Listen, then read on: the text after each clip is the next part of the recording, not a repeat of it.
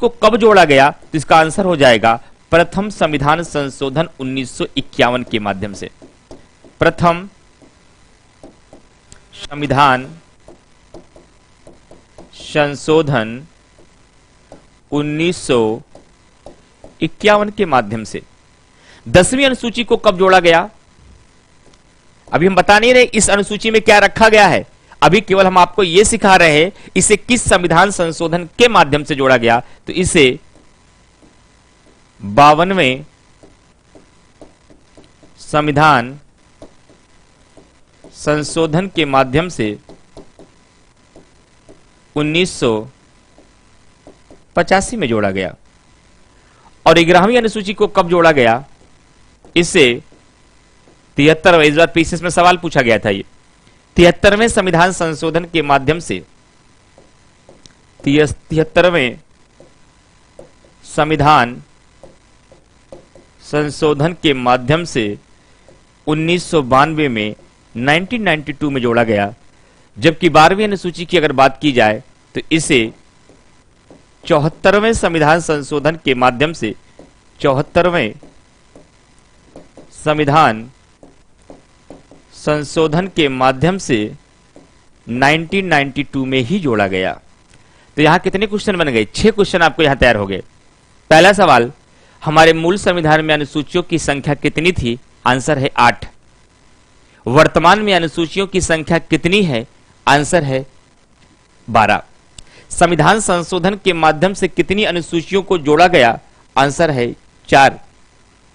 9वीं अनुसूची को किस संविधान संशोधन के माध्यम से जोड़ा गया, प्रथम संविधान संशोधन 1951 के माध्यम से। 10वीं अनुसूची को किस संविधान संशोधन के माध्यम से जोड़ा गया, 52वें संविधान संशोधन 1985 के माध्यम से। और 11वीं अनुसूची को 73वें संविधान संशोधन के माध्यम से, जबकि 12वीं अनुसूची को 74वें संविधान संशोधन के माध्यम से जोड़ा गया। और अनुसूचियों से बनने वाले 6 सवाल आपके तैयार हो गए यहां पर। तो जल्दी से कमेंट करके बताइए ये नोट हो गया या नहीं। अगर नोट हो गया तो मैं क्रमवार से अब एक एक अनुसूचियों के बारे में समझाते हुए आगे बढ़ूंगा।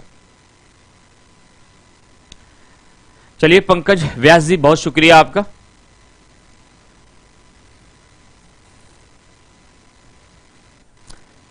सुशील, सुरेश कुशवाहा, रश्मि,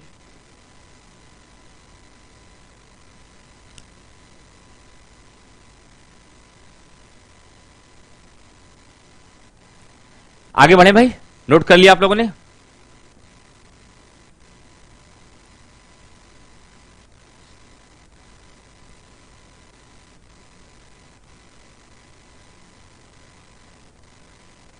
चलिए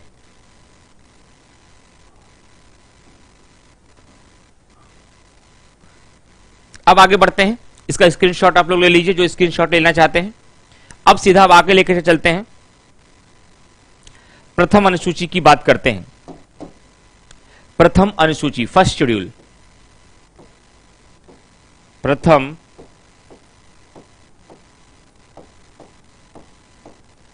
अनुसूची यानी कि फर्स्ट शेड्यूल में इसमें क्या है, भारत संघ और उसका राज्य क्षेत्र होगा कि राज्य एवं संघ शासित प्रदेश होगा। तो इसका आंसर है राज्य एवं संघ राज्य क्षेत्र, यानी कि राज्य एवं संघ शासित प्रदेश होगा। तो अनुसूची 1 में किसे रखा गया है, राज्य एवं संघ राज्य क्षेत्र को, राज्य एवं संघ राज्य क्षेत्र को रखा गया है, संघ राज्य क्षेत्र को रखा गया है अनुसूची 1 में। और यदि अनुसूची 2 की बात करें, द्वितीय अनुसूची,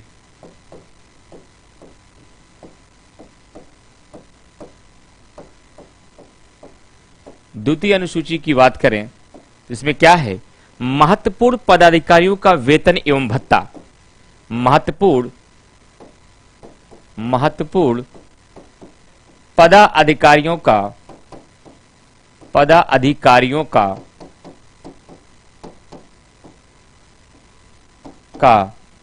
वेतन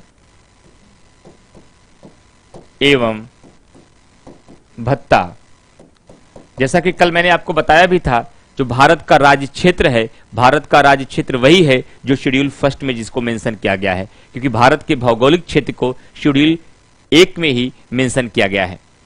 लेकिन अनुसूची 3 से कुछ अच्छे सवाल बनेंगे। जैसे अगर तृतीय अनुसूची की बात किया जाए, तृतीय अनुसूची की बात किया जाए तो इस तृतीय अनुसूची में तो महत्वपूर्ण पदाधिकारियों का शपथ ग्रहण है। क्या इसमें वैसे महत्वपूर्ण पदाधिकारियों का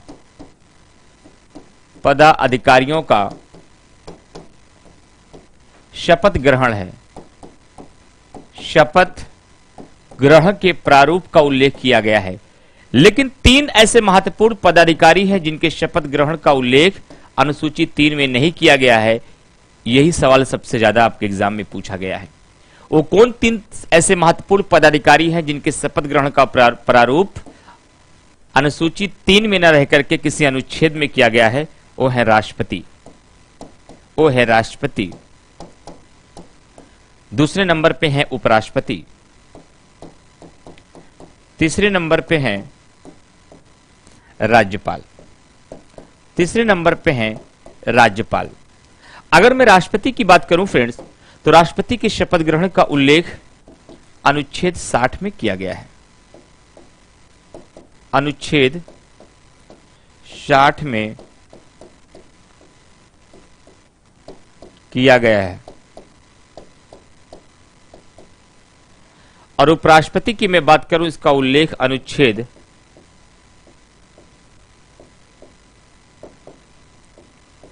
69 में किया गया है। और राज्यपाल के शपथ ग्रहण का उल्लेख 159 में किया गया है।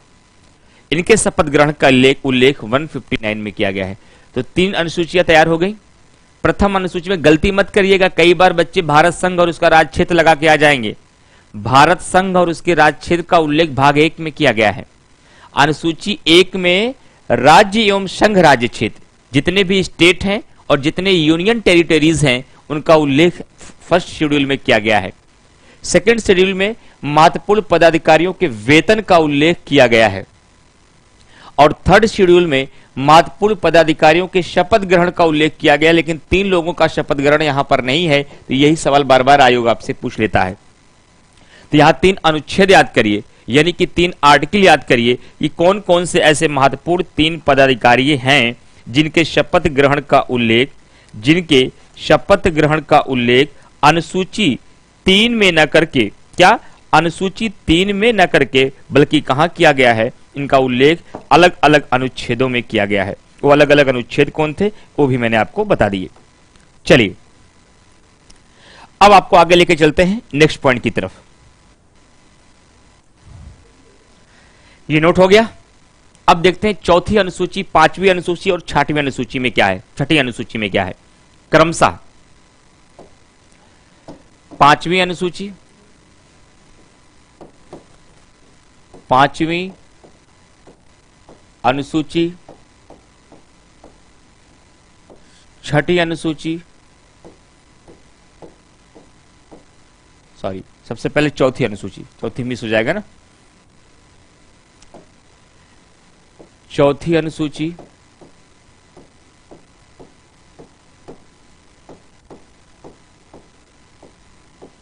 5वीं अनुसूची,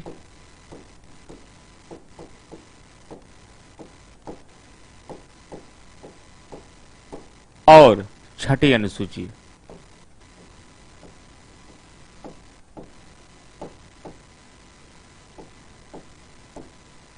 इसमें क्या उल्लेख किया गया है इसे क्रमशः समझिए। इसमें थोड़ा बारीक सा बड़ा अंतर है। अगर चौथी अनुसूची की बात किया जाए फ्रेंड, ध्यान रखिएगा, इसमें राज्यसभा के सीटों के आवंटन की बात की गई है। राज्यसभा में राज्यों का प्रतिनिधित्व, या ऐसे कर सकते हैं राज्यों का प्रतिनिधित्व। इसीलिए आपको याद होगा कल जब मैं राज्यों का पुनर्गठन पढ़ा रहा था तो मैंने एक पॉइंट आपको बताया था कि जब कभी भी किसी नए राज्य का गठन होगा, किसी राज्य के नाम में परिवर्तन होगा या उनकी सीमा को घटाया या बढ़ाया जाएगा, तो निम्नलिखित में से किस अनुसूची में संशोधन करना पड़ेगा? अनुसूची 1 और अनुसूची 4 में संशोधन करना पड़ेगा, क्योंकि अनुसूची 1 में भारत के सभी राज्य और केंद्र शासित प्रदेशों का उल्लेख है और अनुसूची 4 में राज्यसभा के भीतर राज्यों का प्रतिनिधित्व कितना होगा, राज्यों का रिप्रेजेंटेशन कितना होगा, इसका उल्लेख किया गया है। इसी वजह से इन दो अनुसूचियों में संशोधन करना पड़ेगा। अब उसके बाद बात आती है कि 5वीं अनुसूची में क्या है सर? 5वीं अनुसूची में अनुसूचित जाति एवं जनजाति क्षेत्रों में प्रशासन व जनजाति क्षेत्रों में प्रशासन तथा नियंत्रण के बारे में प्रावधान किया गया है, तथा नियंत्रण के बारे में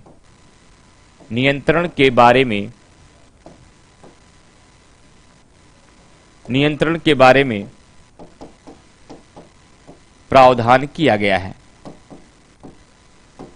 प्रावधान किया गया है। लेकिन कितने राज्यों के? 10 राज्यों। उनका नाम तो नहीं पूछा जाएगा, लेकिन संख्या पूछी जाएगी। 10 राज्यों के अनुसूचित जाति एवं जनजाति क्षेत्रों के प्रशासन तथा नियंत्रण के बारे में प्रावधान कहां किया गया है? अनुसूची 5 में किया गया है। तो अनुसूची 6 में क्या है? यह सबसे ज्यादा सवाल पूछा जाता है। अनुसूची 6 में इस बार भी शेड्यूल का क्वेश्चन आपके यूपी पीसीएस में आया था। यह अनुसूची 4 थी और ये अनुसूची 6 की अगर बात करें तो इसमें क्या रखा गया है? इसमें अनुसूचित जाति का उल्लेख नहीं किया गया है। इसमें केवल 4 राज्यों, कौन कौन से? इसमें असम, त्रिपुरा, मिजोरम, मेघालय के जनजातियों के बारे में प्रशासन व नियंत्रण के बारे में प्रावधान किया गया है। जनजाति क्षेत्रों के प्रशासन, जनजाति क्षेत्रों के में प्रशासन एवं नियंत्रण का प्रावधान किया गया है। एवं नियंत्रण का प्रावधान किया गया है। नियंत्रण का प्रावधान किया गया है। यहां तक मामला एकदम क्लियर। एक बार रिवीजन कर लीजिए 6 का।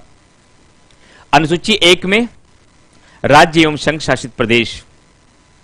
अनुसूची 2 में महत्वपूर्ण पदाधिकारियों का वेतन। अनुसूची 3 में महत्वपूर्ण पदाधिकारियों का शपथ ग्रहण। लेकिन किसका शपथ ग्रहण यहां पर नहीं है? राष्ट्रपति का नहीं है, उपराष्ट्रपति का नहीं है, राज्यपाल का नहीं है। तो राष्ट्रपति के शपथ ग्रहण का उल्लेख कहां है? अनुच्छेद 60 में है। उपराष्ट्रपति के शपथ ग्रहण का उल्लेख कहां है? अनुच्छेद 69 में है।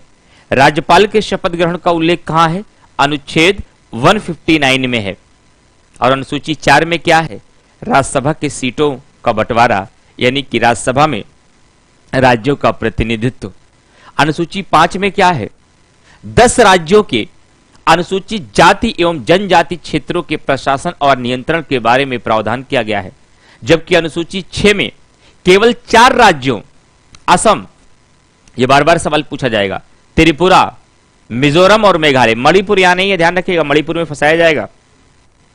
असम, त्रिपुरा, मिजोरम और मेघालय के राज्यों में जनजाति क्षेत्रों में, यहां अनुसूचित जाति नहीं है, यहां केवल जनजातियों के बारे में बातें की गई हैं। जनजाति क्षेत्रों में प्रशासन व नियंत्रण के बारे में यहां पर प्रावधान किया गया है अनुसूची 6 के तहत। यहां तक मामला एकदम साफ हो गया। अब आपको हम आज के क्लास का सबसे अंतिम अनुसूची पढ़ा करके क्लास समाप्त करेंगे। और सबसे अंतिम अनुसूची आज हमको आपको जाते जाते बताएंगे अनुसूची 7 के बारे में। अनुसूची 7, इसमें बहुत सारी बातें आपको सीखनी है। अनुसूची 7, इसमें क्या है? इसका जो मूल पाठ है केंद्र एवं राज्य के मध्य शक्तियों का बंटवारा। केंद्र एवं राज्य के मध्य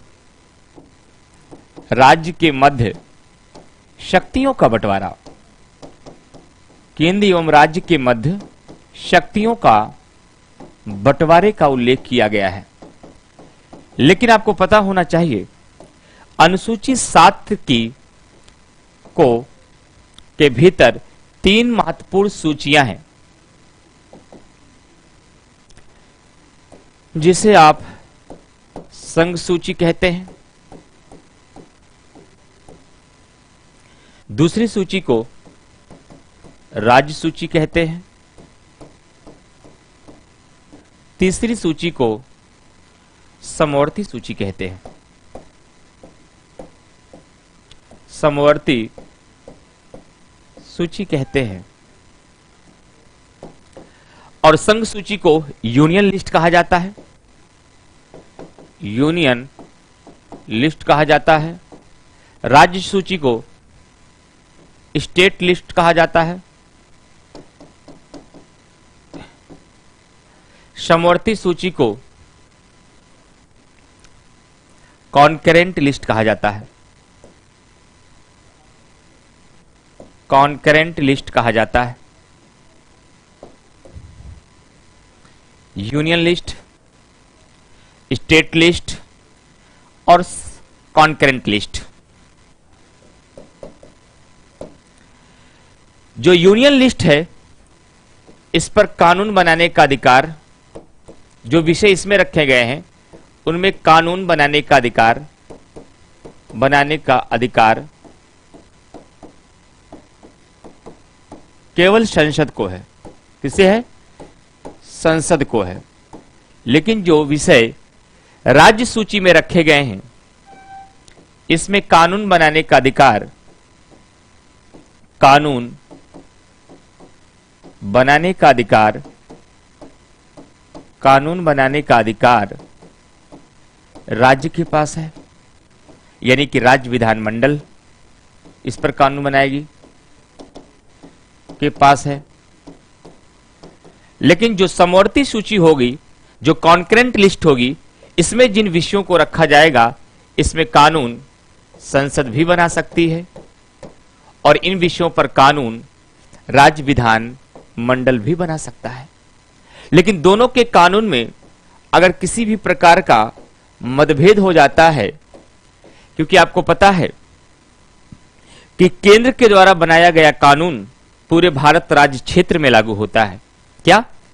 केंद्र के द्वारा बनाया गया कानून पूरे राज्य क्षेत्र में लागू होता है, जबकि राज्य के द्वारा बनाया गया कानून उस राज्य क्षेत्र में, यानी मतलब केवल उस राज्य विशेष में, पूरे भारत में नहीं, केवल उस राज्य में लागू होगा। तो मान लीजिए किसी समवर्ती सूची के विषय पर केंद्र सरकार यानी कि संसद ने कानून बना दिया। वैसे संविधान में केंद्र सरकार का प्रयोग कहीं नहीं किया गया, वहां संघ सरकार है, संघ है, केंद्र नहीं लिखा गया है। हम लोग बोलचाल की भाषा में पढ़ने की सुविधा के लिए ऐसा बोलते हैं। तो यदि संसद ने कानून बना दिया तो वह कानून तो पूरे भारत में लागू होगा। लेकिन मान लीजिए किसी राज्य के भीतर भी उसी सेम विषयों पर कानून बना दिया गया और राज्य के भीतर जो कानून बनाया गया वह केंद्र के द्वारा बनाए गए कानून से आपस में टकरा गया, उसके कानून को अवरोध कर रहा है। अब ऐसे विवाद में क्या होगा? जब कभी भी समवर्ती सूची के विषयों पर के संसद और राज्य विधानमंडल दोनों कानून बना दें और दोनों के द्वारा बनाए गए कानूनों पर कोई मतभेद या डिस्प्यूट हो जाए, तो संसद के द्वारा बनाया गया कानून मतभेद की स्थिति में, आप ऐसे लिखेंगे, मतभेद की स्थिति में संसद के द्वारा बनाया गया कानून प्रभावी होगा। संसद के द्वारा बनाया गया कानून प्रभावी होगा। तो सबसे पहले मैंने आपको समझाया कि अनुसूची 7 में क्या है, केंद्र एवं राज्य के मध्य शक्तियों का बंटवारा है, distribution between the central and states है। लेकिन इसी अनुसूची 3 के तहत 3 सूचियां हैं, जिसे आप क्रमशः संघ सूची, राज्य सूची और समवर्ती सूची कहते हैं। संघ सूची को यूनियन लिस्ट कहा जाता है, राज्य सूची को स्टेट लिस्ट कहा जाता है और समवर्ती सूची को कॉन्करेंट लिस्ट कहा जाता है। संघ सूची में जो भी विषय रखे जाते हैं उस पर कानून बनाने का अधिकार संसद के पास है। राज्य सूची में जो भी विषय होंगे उस पर कानून बनाने का अधिकार राज्य सरकार को होगा। समवर्ती सूची में जो भी विषय होंगे उस पर कानून बनाने का अधिकार दोनों को होगा। संसद भी बना सकती है, राज्य विधानमंडल भी बना सकती है। लेकिन किसी कानून पर जो समवर्ती सूची का विषय है, अगर उस पर संसद और राज्य विधानमंडल दोनों ने कानून बना दिया तो ऐसे मतभेद की स्थिति में किसका कानून ज्यादा प्रभावी होगा? तो इसका आंसर है संसद के द्वारा बनाया गया कानून प्रभावी होगा। यहां तक एकदम कॉन्सेप्ट क्लियर। अब हम आगे बढ़ेंगे। उसके बाद आपके हमसे एक सवाल पूछना चाहिए कि सर 7वीं सूची में तो केवल 3 सूचियों की बात की गई है और इसमें जितने विषय रखे गए अगर इसके अलावा कोई और विषय आ गया तो ऐसा कोई भी विषय, ऐसा कोई भी सब्जेक्ट जिसका उल्लेख संघ सूची में ना हो, जिसका उल्लेख राज्य सूची में ना हो, जिसका उल्लेख समवर्ती सूची में ना हो, ऐसे विषयों को कहां रखा जाएगा? ऐसे विषयों के लिए भी एक लिस्ट बनाई गई है जिसे कहा जाता है रेजिडुअरी लिस्ट। क्या कहा जाता है? Residuary list. इसे हिंदी में क्या कहते हैं सर? हम लोग हिंदी माध्यम वाले हैं। अवशिष्ट सूची कहा जाता है, अवशिष्ट सूची कहा जाता है। और अवशिष्ट सूची में जो विषय रखे जाएंगे उन विषयों पर कानून कौन बनाएगा? अवशिष्ट सूची में जो भी विषय रखे जाएंगे उन पर कानून बनाने का अधिकार संसद के पास होगा, राज्य विधानमंडल के पास ऐसा शक्ति नहीं है। यानी कि जो भी विषय रेजिडुअरी लिस्ट के अंतर्गत रखे जाएंगे, यानी जिनका उल्लेख संघ सूची के विषयों में, राज्य सूची के विषयों में, समवर्ती सूची के विषयों में नहीं रखा गया है, ऐसे सभी विषयों को रेजिडुअरी लिस्ट यानी कि अवशिष्ट सूची में रखा जाएगा। और अवशिष्ट सूची में जो भी विषय रखे जाएंगे उस पर कानून बनाने का अधिकार केवल और केवल संसद के पास है, राज्य विधानमंडल के पास नहीं है। आईएएस ने 2021 में एक सवाल पूछा आपसे कि अवशिष्ट सूची के विषयों पर कानून बनाने का अधिकार संसद के पास है, यह प्रावधान हमने कहां से लिया है? यह प्रावधान हमने कनाडा के संविधान से लिया है। कहां से लिया है?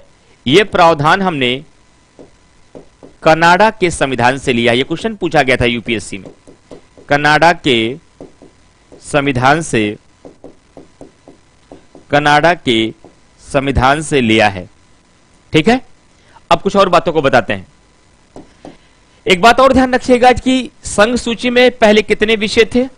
पहले इसमें 97 विषय थे। पहले इसमें 97 विषय थे। बाद में कितने विषय हो गए इसमें? बाद में इसमें 100 विषय हो गए। लेकिन इस 100 विषय होने के बाद इसमें 2 विषय ऐसे थे जिनको आपस में विलय कर दिया गया, दूसरे विषयों के साथ में उसको अलग से नहीं रखा गया। इसलिए वर्तमान स्थिति इसकी क्या है? अगर वर्तमान स्थिति की बात करें, वर्तमान में संघ सूची में 98 विषय, ये अपडेट हो गया है। बहुत सारी पुरानी किताबों में अभी भी 100 लिखा है, ये 98 विषय हो गए हैं। राज्य सूची के विषयों में पहले कितने विषय रखे गए थे? 66। बाद में कितने हो गए? 61। लेकिन वर्तमान में कितने हैं? यहां भी 2 विषयों का आपस में विलय कर दिया गया, 2 विषयों का आपस में विलय कर दिया गया। और प्रेजेंट टाइम करंट में इनकी स्थिति कितनी है? 59 विषय राज्य सूची में है।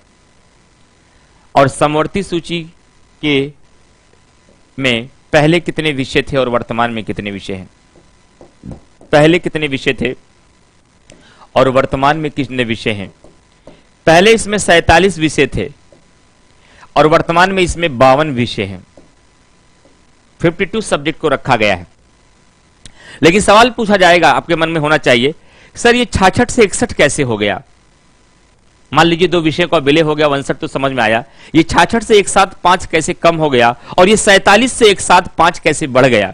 क्योंकि हमारे संविधान में एक संशोधन किया गया था। संशोधन की लिस्ट में एक और संशोधन नोट करिए, 42वां संविधान संशोधन 1976। 42वां सवाल पूछा जाएगा एग्जाम में। संविधान संशोधन 1976, 42वां संविधान संशोधन 1976 के माध्यम से राज्य सूची के 5 विषयों को राज्य सूची से निकाल करके समवर्ती सूची में डाल दिया गया।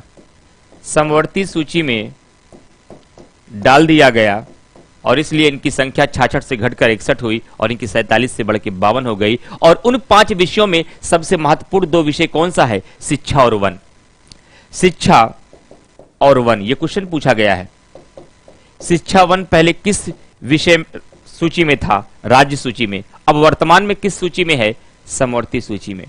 लेकिन हमारा आयोग एक सवाल और पूछता है, इन सभी सूचियों में जितने विषय रखे गए हैं, संघ सूची में कौन कौन से सब्जेक्ट है, नाम बताइए। राज्य सूची में कौन कौन से सब्जेक्ट है, नाम बताइए। समवर्ती सूची में कौन कौन से सब्जेक्ट है, नाम बताइए। तब तो आप थोड़ा सा फ्रस्ट्रेशन में आ गए होंगे। क्या सर हमें 98 विषय याद करना पड़ेगा? क्या हमें 59 विषय याद करना पड़ेगा? क्या हमें 52 विषय याद करना पड़ेगा? नहीं, विषय केवल 25 याद करने हैं। अगर उन 25 विषयों को आपने याद कर लिया, आयोग के द्वारा पूछे जाने वाले किसी भी सवाल को कर लेंगे। लेकिन कौन कौन से विषय हैं 25, वो मैं बताऊंगा। लेकिन इसे जानने के लिए अब करना पड़ेगा कल तक का इंतजार, ये आज की क्लास में नहीं मिल पाएगा। तो 7वीं अनुसूची से संबंधित कुछ बेसिक बातों को मैंने आपको समझा दिया। और लेकिन इस 7वीं अनुसूची के अंतर्गत संघ सूची में कौन कौन से विषय हैं, राज्य सूची में कौन कौन से विषय हैं और समवर्ती सूची में कौन कौन से विषय हैं, इन सब का उल्लेख हम कल की क्लास में करेंगे। और आज YouTube पर हमारी आखिरी क्लास है और जितने बच्चों को एडमिशन है कल से इनको क्लास डिटेल में मिलेगी। और जो हमारे साथ पॉलिटी पूरे डिटेल में पढ़ना चाहते हैं और जीएस वर्ल्ड के प्लेटफॉर्म पर अपने यूपीपीसीएस 2023 की पूरी कंप्लीट तैयारी करना चाहते हैं, नीचे आपका इंक्वायरी नंबर चल रहा है यूट्यूब पर, उस इंक्वायरी नंबर पर कॉल करके आप एडमिशन ले सकते हैं। हमारे कूपन कोड GSW इमरान 5 को लगा करके 5% का आप डिस्काउंट भी प्राप्त कर सकते हैं। और जीएस वर्ल्ड की मोस्ट रेपुटेटेड फैकल्टी के साथ साथ आप अपनी पूरी सिविल सेवा की तैयारी कर सकते हैं। और जीएस वर्ल्ड में जितनी भी फैकल्टी है अपने अपने विषयों के लिए, सब फैकल्टी एकदम शानदार है, अपने विषय के सब मास्टर और परफेक्ट पर्सन है और आपको इसी गहराई और विस्तार के साथ सभी सब्जेक्टों को पढ़ाएंगे भी और समझाएंगे भी। तो यूट्यूब के हमारे जितने साथी हैं, 3 क्लास हमारी आपके बीच हुई यूपीपीसीएस 2023 को लेकर के।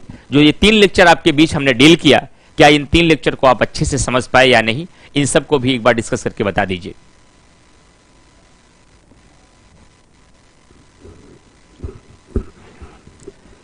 रोहित जी कुछ मूल्य जीवन में सीख लेंगे तो काम आ जाएगा, इसीलिए कमेंट नहीं देखते हैं और इसीलिए कई बार तकलीफ होता है क्या वाकई हम सिविल सेवक को ही पढ़ा रहे हैं या नहीं।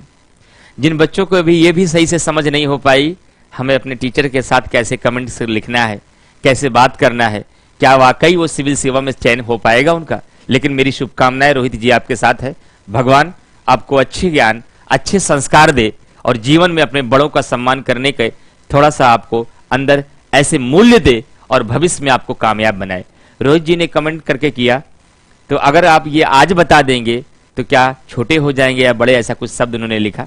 इसीलिए कमेंट पर नजर नहीं डालते हैं क्योंकि बड़ा कई बार अफसोस होता है, क्योंकि हमारे द्वारा लिखा गया एक कमेंट, हमारे द्वारा बोला गया एक शब्द केवल हमारा व्यक्तित्व नहीं है, हमारी पहचान नहीं है, वो हमारे परिवार का रिप्रेजेंटेशन होता है, वो हमारे परिवार के संस्कार को बताता है, हम कहां से बिलोंग करते हैं, हम कहां से आते हैं, वो आपका शब्द बताता है। इसलिए हमेशा ध्यान रखिए, क्योंकि हम एक बहुत आशावादी व्यक्ति और हमेशा ये भरोसा रखते हैं जीवन के गंदे से गंदे व्यक्ति को सुधारा जा सकता है, बुरी से बुरी परिस्थितियों वाले व्यक्तियों को अच्छी परिस्थितियों में लाके ढाला जा सकता है। इस उम्मीद के साथ इस क्लास का समापन रोहित को ये संदेश देकर करते हैं, भविष्य में अच्छा बनिए, बड़ों का सम्मान करिए, अपने माता पिता का सम्मान करिए और अपने टीचरों का सम्मान करिए, जीवन में कुछ अच्छा करिए। मेरी शुभकामनाएं आपके साथ हैं। मुझे इस बात का बिल्कुल भी फर्क नहीं पड़ेगा आपने मुझे सम्मान दिया या नहीं, लेकिन मैं हमेशा, हमारा एक उद्देश्य केवल पढ़ाना ही नहीं होता है, पढ़ाने के साथ साथ हमारे साथ जितने भी छात्र जुड़े होते हैं उनके व्यक्तित्व का विकास करना, उनके अंदर अच्छे मूल्य का विकास करना और साथ ही साथ उनको एक बेहतर इंसान बनाना भी मेरा कर्तव्य है। और अंतिम समय तक ये मुहिम में चलाता रहूंगा। शायद अगर एक मुट्ठी भर बच्चे भी एक अच्छे रास्ते पे चल पाए तो शायद मेरा भी उद्देश्य पूरा हो जाएगा। ठीक है, क्योंकि समय पूरा हो गया, अभी ये टॉपिक पूरा करने में 45 मिनट लगेगा, इसलिए मैंने ऐसे हिस्से पर क्लास को बंद किया जहां से एक नया अनुसूची कल से शुरुआत हो पाए। इसलिए मैंने कहा इसे जानने के लिए अब कल किया जाएगा, क्योंकि जो हिस्सा मुझे बताना है ना उसमें 20 मिनट की क्लास है और 1-1.5 घंटे की क्लास आपकी पूरी हो चुकी है। इसलिए मैंने कहा आगे का जानने के लिए कल का इंतजार करना पड़ेगा। ठीक है, कोई बात नहीं, खुश रहिए, मस्त रहिए और जीवन में हमेशा अच्छे मूल्य सीखिए, बड़ों का सम्मान करिए, अपने माता पिता का सम्मान करिए और अपने लक्ष्य की तरफ निरंतर आगे बढ़ते रहिए ईमानदारी के साथ। और ईमानदारी, निरंतरता यदि आपके साथ रहेगी, जिंदगी की हर पड़ाव पे आप सफल होंगे।